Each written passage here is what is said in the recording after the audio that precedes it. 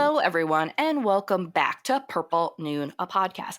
I am Stephanie, and I have here the Ellie to my Oscar, Savanna Lanausse, Hello. whose username as of right now is Nandor, Vampire because theme. we have been heavily into What We Do in the Shadows, and most likely by the end of this month, we will probably be doing a What We Do in the Shadows themed photo shoot, which I am so excited for. Me too. I literally FaceTime Savannah in what was it, 6 p.m. in the evening, 2 days ago, Yes. just in the full outfit. And I don't have bangs, but I have long hair. And so I kind of made it look like I had some janky bangs to be Naja. And yeah, I was like, Savannah, you have to FaceTime me. You have to FaceTime me. She was like, okay. And then there was the reveal. I think it'll look great. And I think it all looked really great together, in the end. Oh yeah, for sure. So I hear you're going to see James Bond tonight. I'm so excited. Are you generally a big James Bond fan, or are you more of the newer James Bond fan? So my dad's a James Bond fan. Okay. But I do enjoy obviously I've seen the older ones and they're fun. I enjoyed Daniel Craig a lot. Mm-hmm. So I wouldn't say I'm a super fan, but I do enjoy the movies. Okay. Okay, yeah, I think I do enjoy the Daniel Craig ones. I'm a huge fiend for the soundtracks for them, Oh just yeah. because every theme song for each movie and stuff is just banger after banger. So, Yes. but I have to say my favorite is Skyfall. I thought Skyfall was one of the best ones Of course, visually, Adele. especially just the scenes and everything. I didn't get a chance to see Spectre, sadly, so I have to go see it before I go see the new one. Spectre is But very good. Which one is your favorite? Skyfall for sure. Okay, that's what you were saying. I thought you were talking about the soundtrack. Oh, no. And overall, my favorite is Skyfall. Well, I mean, yeah, it's also my Yeah. favorite soundtrack too, because the Adele score is just fantastic. No, Skyfall is great. So, which James Bond movie is your favorite thus far? I do like Spectre. You like Spectre? Yeah, I Dang, do. I have to I check it think out. I don't remember Casino Royale too much, I'll be honest. Mm-hmm. So maybe, but It the has a really great intro. I remember the intro a lot when I believe they're in Africa. Oh, yes. That one's really good too. Yeah. Now, if I want to ask you two questions. Okay. One, what singer would you like to see if there is another James Bond, probably most likely? What singer would you like to see be given the chance to do the theme? Because I already know. Ooh, who? Because Lana I don't. Del Rey. Oh yeah, she has the voice. She's got the voice, and she also does just thinking about the song that she did for The Great Gatsby. Um was it Young and Beautiful? I feel like she could do something similar. Okay, that's true. Yeah. Hmm. What do you think? Or who would you Um, like to see? do you know who Haley? I forget if it's Reinfeld or Steinfeld is. She does Oh, the rendition to "I Can't Help Falling in Love." I mean, isn't she also the actress? No, you're thinking of Haley Steinfeld. Yes. So who's the person you're saying? She was on American Idol, and now she's like a jazz singer. She has Oh, okay. uh, really curly blonde hair. It's yeah. It's no, it's not Steinfeld. Reinhardt, Haley Reinhardt. Oh, okay. That sounds familiar for sure. Yeah, she is a jazz singer. I think she has um a voice similar to Billie Eilish and Adele. Like Gotcha. that I have deeper to check her voice. out then. But that Yeah. sounds good. I love things like that. Or another one of my favorite soundtracks from um James Bond is Diamonds Are Forever. Oh, that's a classic. Yeah. That Yeah. one is so good. The theme to that is so good. And then even I like the Nancy Sinatra one Which where one was You Only that? Live Twice. I don't remember that. Oh, it's great. It's great. It's kind of she also is the one who sings These Boots Are Made for Walking. No, yeah. Um, but that one's a really good rendition too.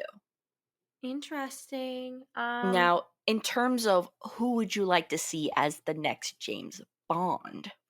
Who comes to your mind when you think about that? So many people. So many people. Tom Hardy is a good pick. he's Mhm. getting to that age where, like, he could be James Bond. I would also like the guy. Are you a Game of Thrones fan? Did you ever No, just watch? because I haven't seen the show. I know, oh my god, No, no, it's chastise me. okay.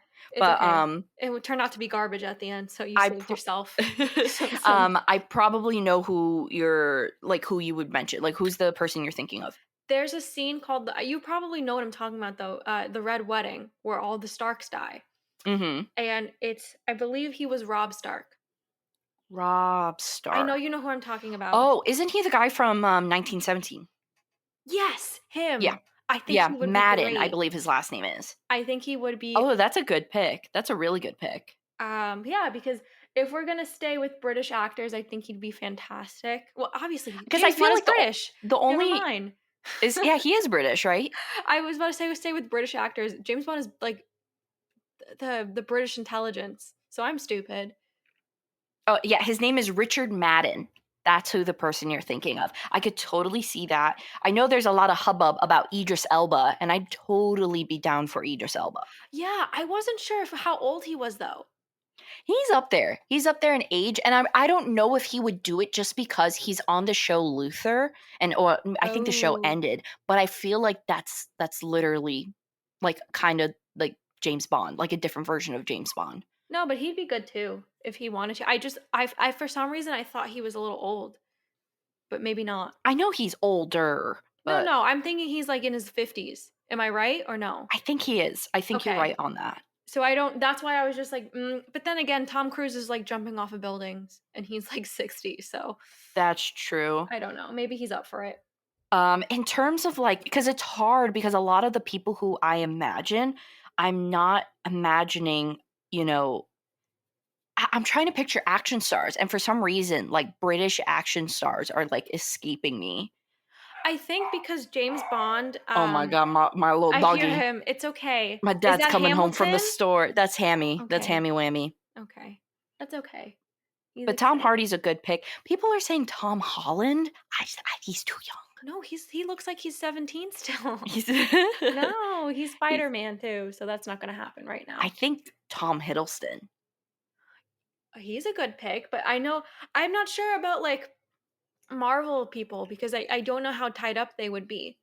That's true. And then years from now, I feel like John Boyega Oh, he would be would also be great. because he's in the Star Wars series and stuff like that. He's kind of used to doing some stunts and stuff. I feel like he would, and I feel like I think he's in his like early 30s now. So I feel like by the time it's out there and done, like he would be like a good age for it. I feel like it should be anywhere from like late 30s to early 50s. Yeah, because James Bond is older. Like he's always been an older character. There's also Henry Cavill, but I love the guy, but we don't need, Henry Cavill supremacy. Like there are other good actors out there, you know? I would have loved to see him, but I think you're right. I think he's just in a little too much right now. Yeah, especially with well, he's going to be attached to The Witcher for years because like the end of The Witcher cuz it's also a book and a video game, he's like an old man. Like I think Oh, okay. easily So this he's is probably going to be in this series for at least another 10 years. oh, yeah, no. So we're good. Another possibility that, speaking of what we do in the shadows, Matt Berry. Stop. Give me a goofy Bond. Give I'd me a love a goofy goofy Bond. bond. Wasn't he so I don't remember too much of I've seen the older ones, but wasn't the like Shat no, who am I thinking of? I can see him in my face. The original James Bond. You The know who I'm original talking James about. Sean Connery? Yeah, wasn't he like not as serious? I don't know. I think it's just because of the times. I think because it was the 60s, it came off partly goofy. But I don't think that was intentional. I'm Okay. saying I think that there should be a slightly even more goofier James Bond. Because they've always been so serious. Pierce Bronson, Daniel Craig, they're always so serious. We need a little goof, Sorry, you know? Ramos is starting now. Oh, it's okay. It's both our dogs. It's totally fine. I don't know what he wants. Um, I don't know because then you're changing the whole genre essentially. Yeah. Also, someone also suggested, and I could see this down the road too in a few years, maybe Dev Patel. I love Dev Patel. I know you do. I I know would you sign a love Dev petition Patel. right now. There's also a lot of people saying, I believe his name is Roger Jean Page from Bridgerton, but I need to see more from him. Yeah, he's only been in Bridgerton, right? I don't know. Yeah, from what I've seen. I mean, I think that's like his own, like one of his few like claim to fames, you know? Okay, okay. But Madden is a good one. It's like I'd like to see someone rugged. They don't have to be super built like a Cavill type, No, no, but yeah. definitely strong. Even if you want to go like skinny and slender, like a Fassbender type, go ahead. That's cool too. I I don't know. I mean, well, think And about by it. the way, Idris Elba's 48. Okay, so how long do bonds usually last? Well, Daniel Craig started at like his 40s. Okay, so oh So yeah. I think it's like a What's it, like 10-year thing. 15 Well, years because he's I been? think a Casino Royale came out in like 2006. Yeah, he's been at this forever. So that's what I'm saying. It's like a 15-year commitment, it looks Yeah. like. So I So think that's he's why a little I think old. it should be someone in their 40s then if we're expecting that. But also, like, out of all the other books, is there really that many books to go off of? I know, I feel like they'd have to make them up at some point. Yeah, like it just because I know Casino Royale was a book. I know like all the original ones were, but I feel like they're getting close to the end of the books. So we'll see. But I think would have to be movie too. I don't think a James Bond TV series would fly unless it's a spin off of one of the characters. Yeah, I don't wanna see that. I would, however, be totally down to see like villain backstories. Oh, no, yeah, stuff like that is good. Villain backstories for sure. Because they just have so many interesting villains within James Bond, but they really never fully go in deep. Like they've had like, and usually like, I have to say that the writing for those villain characters are usually like top tier. So I would love to see those explored. Yeah, I agree. I agree. They have some great villains. Oh man, he was you know, if he was younger maybe, but I think he played a villain in Casino Royale and I don't think he's not British. He's Danish or Denmarkish. Denmarkish? I don't know. Denmark. Yeah, no, we go through this all the time. Mads Mikkelsen. He would be great, He but would be really good he is Danish, like you said. and older. No, yeah, he's a little past the prime in terms Mhm. of James Bond. Dang. I think either Tom Hiddleston, Idris Elba or Dev Patel are going to be the prime picks. I'd love to see Dave Patel. He's getting Mhm. up there too. He's like in his For sure, but I mid-30s. feel like his age and everything would be like He's on too young. par. And then also, of course, I really really want Matt Berry because I really feel like you know what we've had all the shredded bonds, we've had the old school style like I'm older and I'm suave. We just need a goofy and chunky I'm older and I'm Bond. suave. Yeah, like that's your your not your Pierce Bronson, but that's definitely your Sean Connery type. Matt Berry, how old is Matt Berry? And he's gonna be in his 50s. He is in his 50s, I think. Oh, But it's fine. I think it's fine because he's goofy. he's goofy. He's You not gonna be know? serious Bond. No one from oh my wait, hold on. Anyone from Harry Potter? I can't I can't see. see. I can't see. I I can't can't see it. see. Because at first I was like, well, Daniel Radcliffe. And I'm like, I think he's like 5'4". I don't know if this is going to Yeah, work well. he's a shorty. Not to I discriminate against a short king, no short but kings, of course. I don't think that would work. I also can't see Ron. I don't know his name. I don't want to call him Ron. He's a good actor. the guy who plays Ron Weasley. Yeah, his name is escaping me. I can't see that either. Well, we hopefully so. Any directors you would love to see? Because I know one immediately. Which one? Denis Villeneuve, Oh, yes. I know who you're talking about. Dune, Prisoners, and stuff. I feel like he could handle that. Okay. I feel like that would be something he could totally handle. Honestly, I'd love to see Chris Nolan give a shot at it. I mean, he did Batman. Why not? And also, he's British. It fits with the theme. Oh, that's like a rite of passage. Come Mhm. on, Nolan. Or the director of the movie Hunger, Steve McQueen. Ooh, it'll be a dark bond. That one, yeah. Oh yeah, just give me a dark Bond, like where Bond. Just give me essentially like Bond but Batman, and it's just so dark. If we're doing dark, then I'd like to see the guy that did Black Swan and the Wrestler. Why is Robert Pattinson not considered? He's too young, I think, still. I think so too. Dang, dang, dang, dang. That'd be a And it's good also like choice. tricky because a lot of these people, like a lot of British actors, usually for some reason play American. So I know that there's a ton of British That's actors out there true. We're who forgetting I'm people. I'm forgetting of because I always see them play or American characters. That is extremely true. I did not think of Robert Pattinson because of that.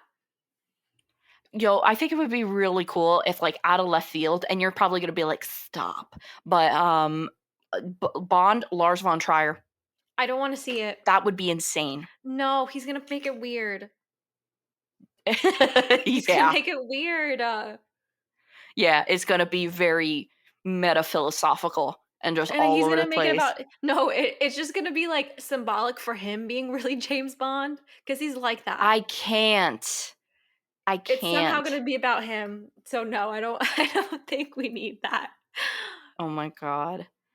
Yeah, that's true. That's true. I definitely would like to see Chris Nolan, Denis Villeneuve, Yeah, or maybe I'm trying to think. I wouldn't want like a Paul Thomas Anderson. I don't see that. that doesn't It's seem like his speed. You know who I think would be really good. Oh my god, what's I think his name is Nicholas Wendon Refn or something like that. He's the guy who made like Drive and stuff like that. Okay. Because he's very good stylistically. He's not the best writer though, because he also wrote like Only God Forgives, like a bunch of movies with Oh, that was a really rough movie. I know, but the visually it looks fantastic. So I feel like visually he could bring that, and maybe just, with writing and stuff like that. Well, with this new one, it's actually written by Fleabag. Really? Yep. Oh, then Yeah, it's gonna Phoebe be. Waller-Bridge is actually the writer to this new one. She deserves an award. She does. She does too much. She does too much, honestly.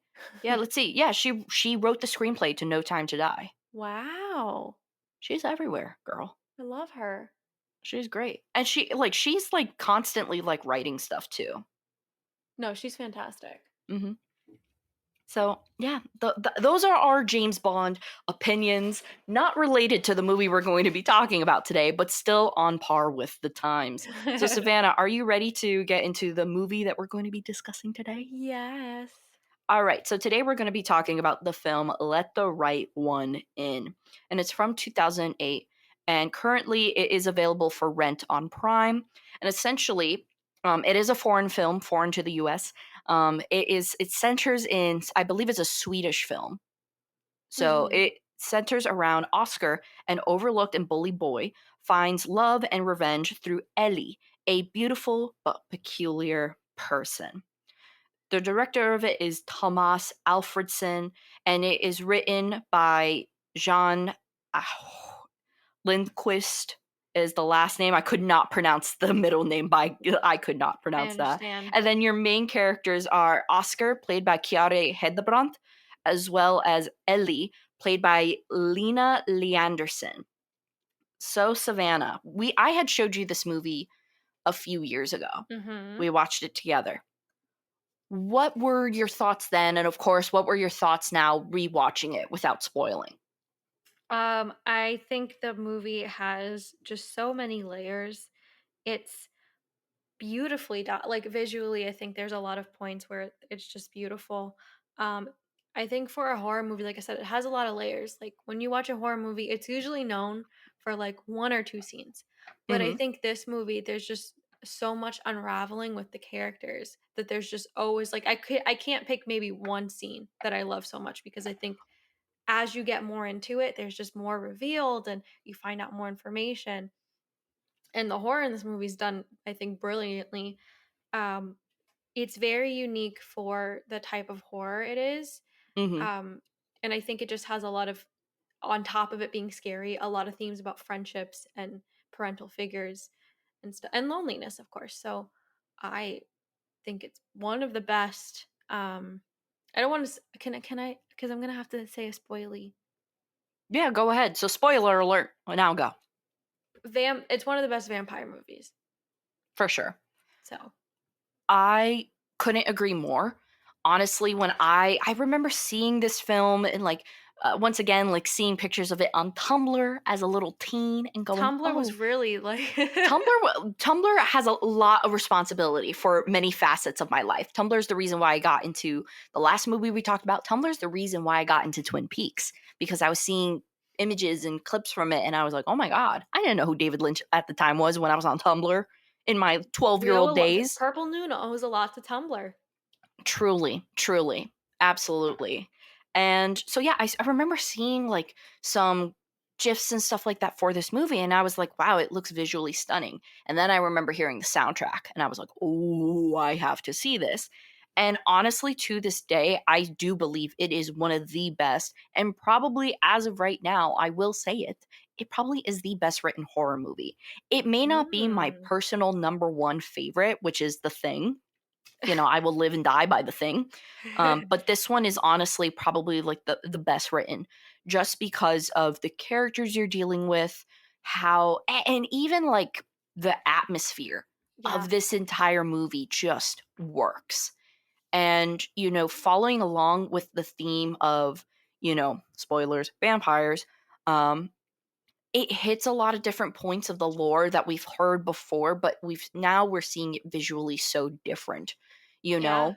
Yeah. And it just has a lot of complexity to it, but it is such a beautiful film for being a horror film. Yeah. And that's very hard to do when you consider that this is shot in bleak Sweden. That's so true. And I say that because there's not a lot of color. It's just blue hues, a lot of snow, and a lot of darkness to it. And yet it happens to be just one of the most beautiful movies because of what the characters go through, their friendship, Yeah. and what is shown. Yeah. So, first of all, we got to talk about the actors here.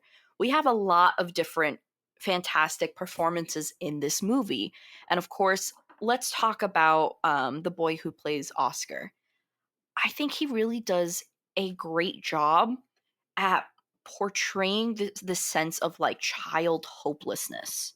Yeah. Because especially early on in the beginning, we hear that his parents are divorced, and we see him just being constantly, you know, bullied by these group of kids. I mean, could you imagine if your bully's named Connie?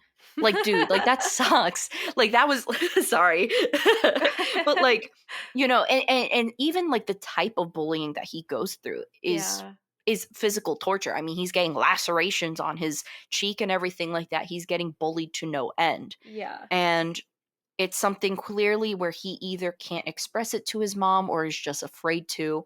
And we're able to see a lot about Oscar without hearing Oscar say much, you know? Oh, absolutely. I mean, when you even think about like the depth of the movie, he did a fantastic job. How old was the kid, do you think? 12 or 13 He at the time? probably Yeah, at the time. that's a lot to grasp as an actor for that age, because the movie is very complex in terms of like the characters, especially Ellie. Once you actually get into what Ellie is, that is a very hard role to like as a child kind of have to grasp and act correctly. So the skill in both of them is really phenomenal to see at such a young age. Yeah, he was probably about 12 around the Yeah, time, just doing a little calculation of his year and of birth and everything like that. It was around 12 at the time of filming this. that's very, very impressive. Yeah, and same thing, like as well as the girl who plays Ellie Yeah. was about 12 as well. It's extremely impressive. It's a very the characters are going through an array of emotions the entire movie. It's just different emotions, different things happening all the time. So it's a very, very impressive skill. I mean, I'll say like this and probably the Florida Project are the best child actors I've seen. Yeah, and it's not even about like the exuberance of their performance. It's not like No. they're screaming. It's not like that they're giving that, like very typical Oscar-worthy performance. It like, where it's like, and when I say Oscar-worthy performance, I mean like your Marlon Brando crying out Stella, your just things that are It's over like the top, traditional. dramatic, Yeah. traditional. Whereas these two young actors are so good at the subtleties of Yeah. their acting. Yeah. So good. Absolutely. Just like in passing, especially when they have, their more intimate moments. And I'm happy that they explored these intimate moments between the two without getting too far to where it would be weird for their ages. Oh, it was definitely appropriate. I know you and me we've talked about how horror is probably the hardest acting you can do. It's Yeah. the hardest genre to act because there's just usually it's a very complex genre and, a lot of array of emotions. And we see it in these children they did such a phenomenal job. So Hmm. on top of it being like a very hard genre to act in, they understood the assignment to quote TikTok. For sure. And then even like the other characters, like the bully and what the bully goes through and everything like that, and also the little bullies in the group and Yeah. everything and how they differ. Like the moment when Oscar fights back his bullies and just pierces this kid's eardrum too. That was a great performance as well. Where it was Yeah. just like very slow and subtle, and the kid drops to his knees and just does like a banshee scream because he just got his eardrum blown out. And then even another notable character, the mother, she really didn't do a lot. I mean, she was good. She did the role and stuff, but she's not like a main center point of the film. Who Yeah. else I thought was really great was Ellie's father slash caretaker. He was fantastic. He was fantastic, and I loved the situations that, and it's crazy to think because if you really realize it, Ellie's character, the age is not specified, but we do know for a fact that the age is probably much, much older than this father-like character. So Yes. one thing that made me wonder and stuff, I didn't feel like it was missing from the movie, but I do know that this is also based off a book, so it does go more in depth and everything like that. But I really wanted to know how Ellie and the whole father situation came about. I mean, I've always thought maybe it was a situation like her and Oscar. Like maybe like he's literally been taking care of her his whole Oh, life, that is such a great, yeah, that is maybe, yeah, maybe the guy was at some point her Oscar. right? It would all like I just don't see a otherwise because I don't see like this grown man. Maybe it could have just been like he found her, Or but it would maybe make some more type, sense. this supposedly based in the book, this girl has been around for like 300 years. Okay. So I would think maybe a lump sum of money may have been involved or something like that because they Okay. did go from like place to place and everything. Or it literally could have been like your theory, which I think would make a lot more sense, is if she found essentially like a new partner. Yeah. Yeah. I don't know.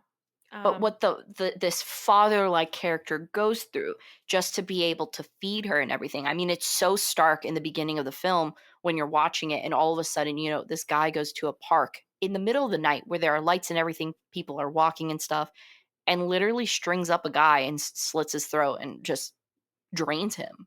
Dude, he was a serial killer. Yeah. But that is such a even that I think that is one of the best plot points in the movie. Not so I love the Ellie and Oscar plot points, but that's where like the real horror is. You like are kind of like, oh yeah, he's got to feed her. He's got to do what he's Well, got to yeah, and also, do. like, it's also crazy to me too that it's like I didn't personally understand why this guy wasn't just letting Ellie go out and do the killings. Maybe like So I'm wondering if maybe if it was something a little bit deeper because there is a point in the film where it says it's not shown, but it says he does kill a child. mm, So, because that was when Oscar was told to stay home because the mother's like, no, like there's a child killer on the loose. So it could have been Ellie, it could have been the father, but really, in reality, this father had no sense of killing. So I wonder if maybe this father character like, or maybe just Ellie commanded him and threatened to kill him or whatever the situation was, because she ends up does killing him in the end. But I really, and it seemed like he did it for her, but I do wonder if there was some kind of like thrill in it for him. Maybe it's just like a partnership. It could have been one of those things. Now we're just making up theories, but I mean, think about it. If he was already a serial killer, it would have just been an Maybe. added bonus for him. I'm not really sure. Like, Maybe, because like I said, I just think it would have been a lot easier, especially with how small Ellie was and how agile this character was. It would just make a lot more sense for this girl to just drop down on her victims, like how she does, like at the bridge scene and everything, right. instead of having this older man go and string up people in the middle of the park to drain blood. Yeah. Yeah.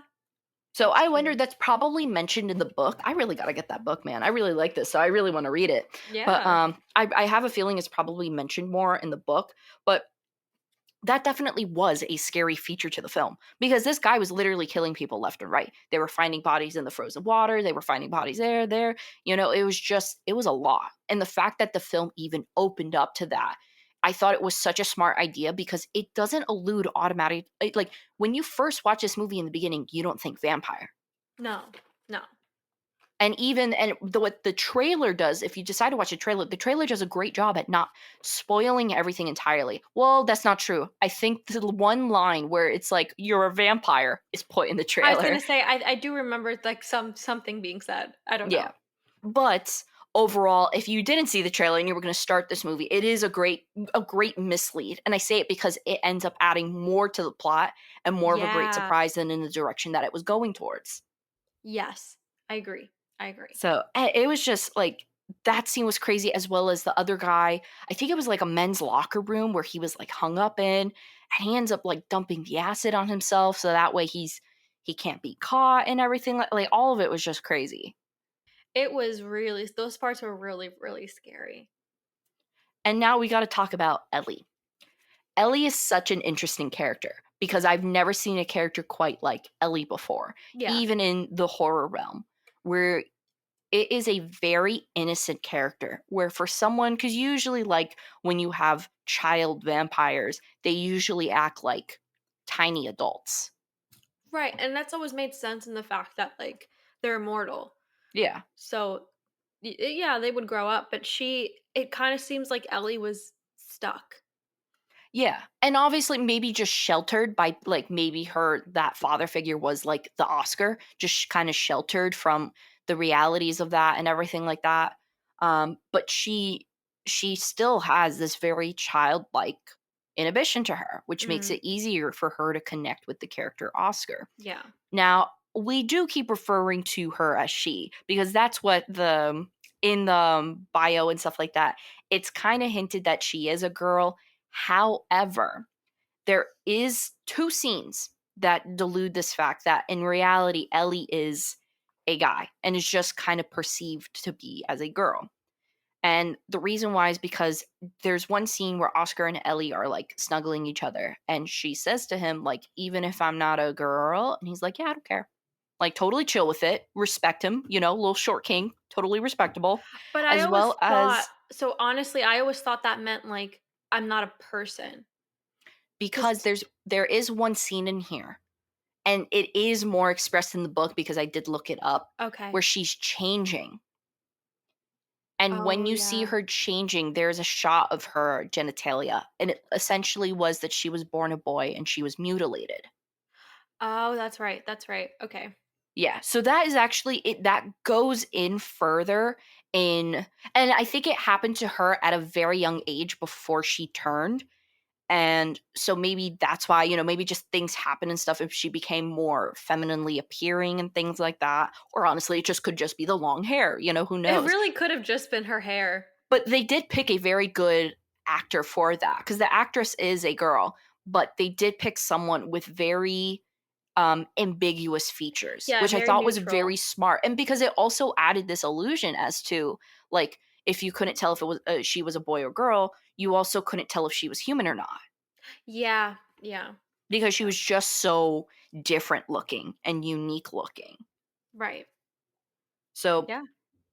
there was that portion, and I enjoyed that. It added like a whole sense of, slight background where even in that moment, even though it doesn't explain fully what happened, when he looks at that, the genitalia and everything, we get a sense it's like, oh, okay, so this is what she meant by saying like, oh, I'm not fully a girl and stuff, as well as that's a small glimpse into the hardship that a character like her has faced. Mhm. So a very, very interesting scene. I thought it worked well, and I thought it added stuff to, the plot, to the character and everything. Definitely a struggle that I would have thought to seen in a horror movie like this, but I'm happy it's in here. Mhm. Yeah. Now, another thing, so let's talk about some of the more notable horror scenes within this movie. Do you have any particular favorite moments of this movie? Besides the serial killer thing, Yeah. no, the pool scene. And that's the ending. That's Yes. the ending. But there are just so many, honestly, incredibly well done shots of horror Oh, within this yeah. movie. Whether it be the woman who gets set on fire and everything like that, that was crazy. Or when Um, she kills her father. when she kills her father, and then Eve, oh yeah, and then he falls, and like that is so crazy too. And even Yes. like the little subtle moments, like when she goes into the hospital and finds out what floor her father's on, father-like character is on, and she leaves, and the nurse comes out to see if she could find her, and if you look in the background, you see Ellie scaling the walls. And it's crazy how they do that, because it literally, like, it doesn't look fake, it genuinely looks like they got like a mountain climber or something to just start scaling the walls of this building. So, because Yeah. I feel like a lot of times in terms of crawling and stuff, like motions, it can just look like that they're being pulled up and that they're just, kind of Right. mimicking that motion. No, this genuinely looks like someone was scaling the building of a hospital and it was crazy looking. And then there's the scene where, and even like the after horror bits, like when they're picking up the guy in ice, who's dead, like, that scene is just very jarring in the way it looks, because it all looks incredibly realistic as well. Yes. There's Yes. also Ellie when, then they dip into those vampire tropes and everything, where it's like she goes into a home and when she's not invited in, and she just starts bleeding from everywhere and just is like like I was not expecting that. I thought that was a really cool way to still do, like, a traditional vampiric rule. I liked it. Yeah, it was really great. And then also, just instead of like, even though vampires get used once, using all these little like pieces of lore that you've heard off so many times within horror movies and just kind of using it as shock factor is fantastic. So even like the woman who's in the hospital bed and she is set on fire, Yeah. like that's a crazy scene. That was also filmed well. And I have to say, like, that scene must have been terrifying to film, because that prosthetic, whether it was someone in, whether it was like a what's like a puppet or doll or something like that, that they were just moving the legs from the opposite wall, or whether it was actually someone who was in like the proper gear and everything to light themselves on fire, how fast that thing burned and how quickly the fire went up to the ceiling and just spread it out was insane. Yeah. No, there are some fantastic effects in this film too. It's so, so good. And now we gotta talk about the ending. The ending where the bullies get where they just what they deserve. Kind of a happy ending, kind of not a happy ending for some. For the main characters, yeah, totally happy ending. For others, it is not. And essentially, Oscar is forced to hold his breath underneath like water for 2 minutes. I think it was 2 minutes. And while like this teenage bully is just like shoving him down and stuff like that. Which, by the way, I mean, come on. Like, that literally, like, what would that bully achieve? Manslaughter? He goes to jail, Murder? First right? degree? Like, what? I didn't Why would understand the you whole. do that? It wasn't even bullying. It was. I mean, it was, but they were like trying to kill this kid the whole Yeah. time. Yeah, it's so crazy. Like, they're slashing him with knives and stuff like that. Like, I don't know what's going on in Sweden, but it's real out there. If this is what it's like, it is real out there. So, and just the reveal and the way it's done, you just see Oscar in the water. And then all of a sudden, the background noise. You hear like the noise of the water, the stillness of it, and then you just start hearing screaming. Then all of a sudden, you see, someone being pulled across like the water. And I think the best thing that they did was not revealing too much of Ellie. The No, fact it that they was, did that, yeah, I think it made it so much more scarier.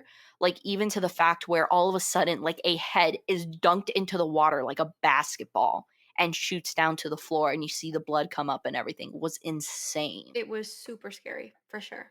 And I think also because this was a lower budget film, I think if they had done more, like if they try to show more of Ellie, because like they do use a older actor at times to represent Ellie, like to kind of show like that she's really not a child and things like that. I thought that was smart to do Hmm. because I feel like any type of digital editing would have taken away from it. It would have cheapened it for sure. Yeah. And so, not, and now it leads you to wonder, like, the fact that Ellie was like dragging people across, the ways of the water and stuff across an Olympic sized pool, like what she actually looks like in her real form. This Oh my girl god. probably has wings if Oh she's going yeah. to be able to drag someone like that. And then finally we see like the hand that's holding his head down break. And he comes up and it's Ellie's there. She's like, "You're all good. Let's go home." And then they just do a wide shot and you just see dead children all among the pool. What is this town doing, by the way? People were getting murdered all the time, and it just didn't seem like, besides the mom being like, "Oh, there's a child murderer," there never seemed to be a panic about. Yeah, no, they just went to class and they read The Hobbit. Like it didn't really seem like anything else like they were like, "Oh yeah, just make sure you go home." Like really like the mother was like the only sane character because she was like, "Yeah, don't go out because there's a child murderer around." Yeah, don't So know. crazy. So crazy. But that scene is just, and what a way to end it too. Like Yeah. there is a little bit at the end and it pretty much shows that like Oscar is the new caretaker, which I'm sorry, by the way, how is that going to fly with the father? You got your girlfriend in a giant luggage on the train. How you going to hide her? I don't, you know, I didn't think of that. I think it would have made a little bit more sense if like maybe he was at his father's and stuff and then maybe Ellie like knocked on the window or something like that. Like, "Oh, I'll just give you the address and I'll meet you there, I guess." No, like she's But in the no, he had to stick a 12-year-old child in a suitcase and just start tapping on it like with Morse code, like, "You okay?" So now I was like, there was a little bit of a different way to end that, but overall, I mean, it was still fantastic. No, yeah, absolutely. And the soundtrack, oh my god. The soundtrack is honestly like really comparable to like John Williams' Schindler's List. Uh-huh. It's Very so haunting. good. It Yeah. is so good, so haunting, but so beautiful. Um, Another thing I really want to mention, so the only slight downfall of this movie is that it is a slow pace, you Yes. know? Yeah. And luckily though, the horror scenes are dispersed well enough to make that slow pace negligible. But Right. on the other hand, I do think what this director is fantastic at is creating this dark ambiance every single scene, whether it's just with Oscar, looking outside the window, or just something where it's just shots of snow, of Sweden and everything.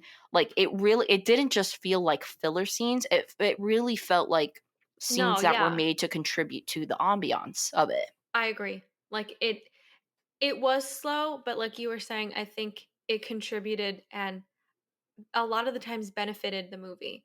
So I agree. Is there anything else about this movie that you want to point out to that like you really loved or thought like maybe it wasn't the best option? No, I just, I think sometimes horror, it's for me, it's very rare that horror and children mix. I think there's a lot of horror movies that don't do it right. There are very few, I think, that do it well. Cue the house that Jack built.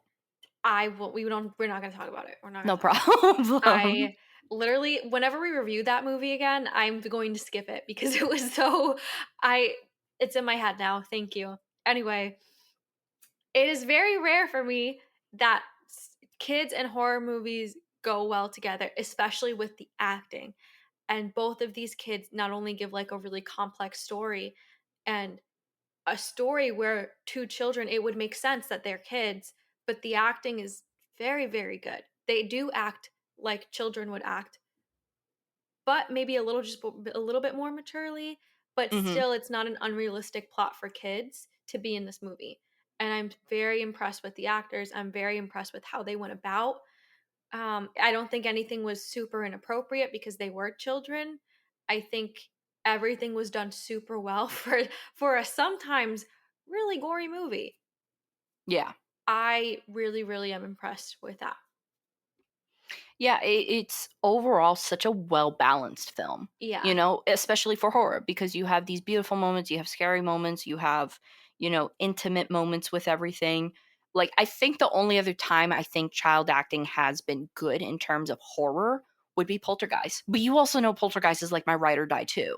Mhm. But little Heather in that movie is a godsend as well. So I will just say that.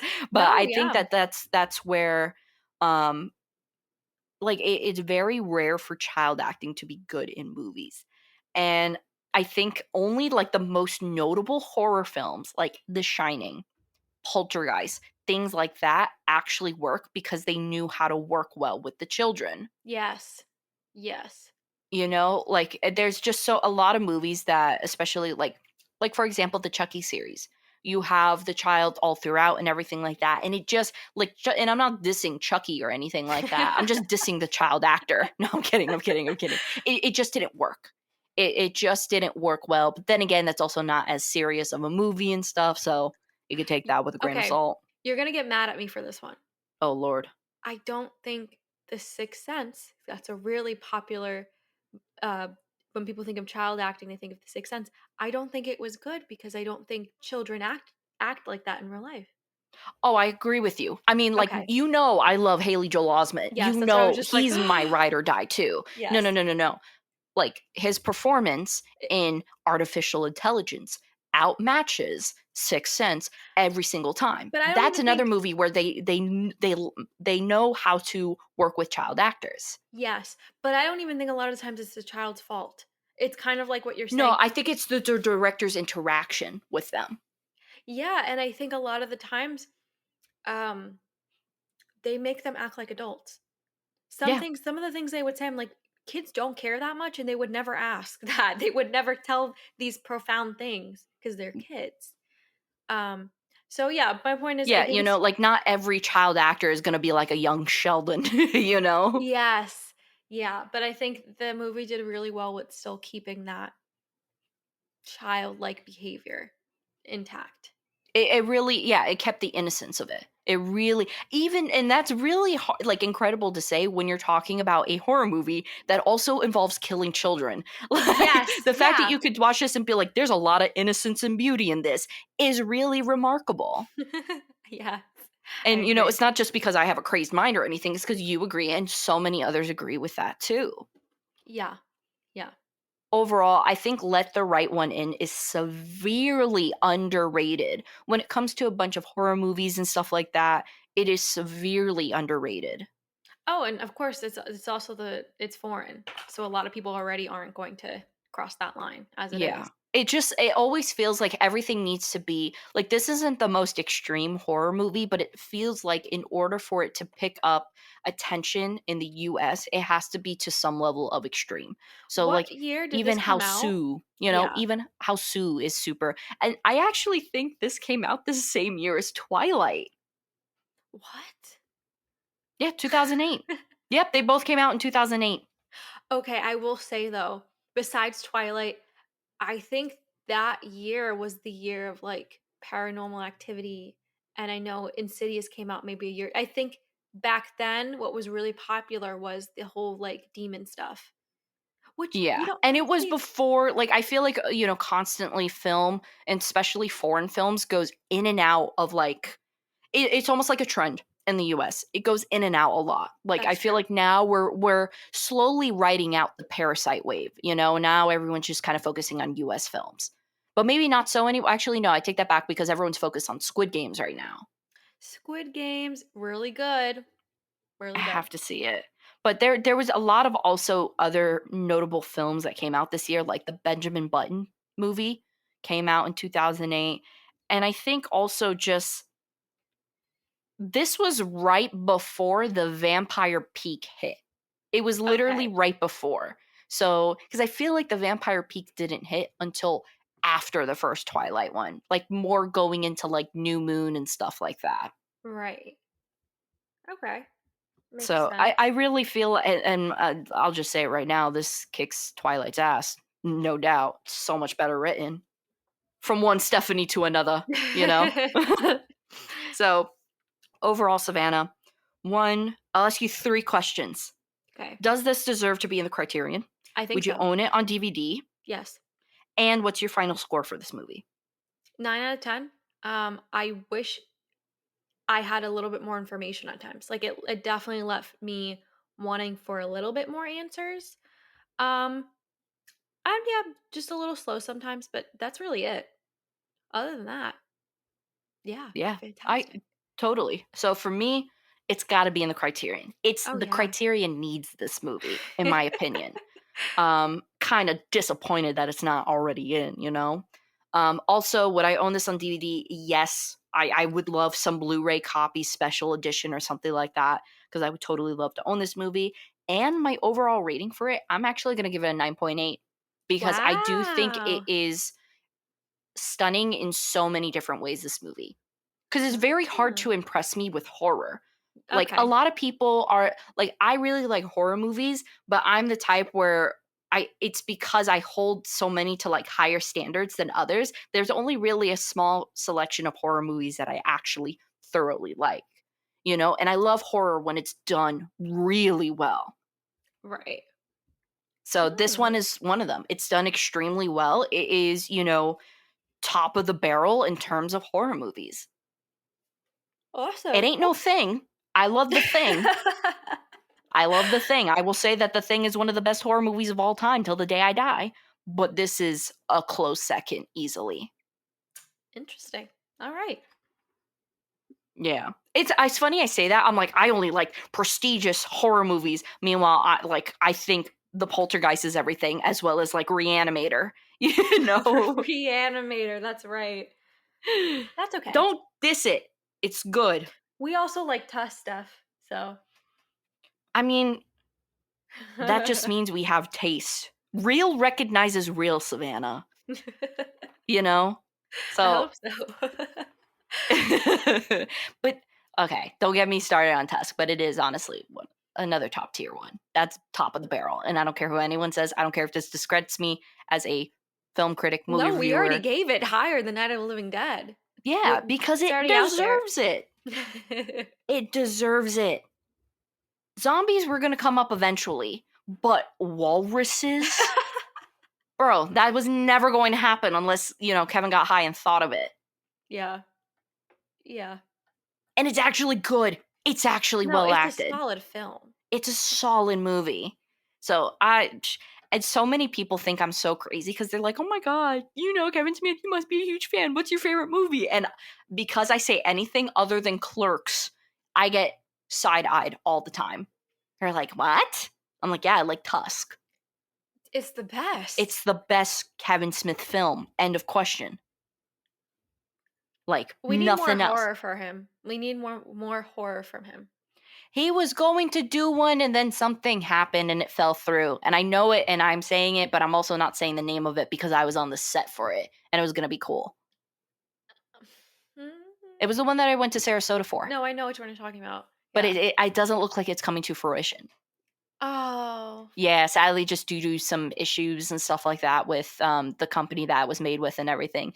So, but I am excited and hyped for Moose Jaws. Jaws with a moose. I'm I'm down for that. I'm I'm down for hyped. that. I'm so hyped. And we just need also more Haley Joel Osment. That is the Oh, last decree of this episode. More Kevin Smith horror films, more Haley Joel Osment, and more foreign films. That's the verdict of this yeah. entire episode. That is Yeah. the summary. And also just go see Let the Right One In. Yeah. Yeah. All right, with that being said, thank you so much for listening. As always, always, thank you so much to Homeboy, James, and Sensei, David. And if you're like, sick names, how do I get one? Check out the Patreon down below. We have a little dollar tier where if you do the dollar, we'll recite your name until the show ends, which may not be for a few decades, because Yeah. this is the way Savanna and I hang out.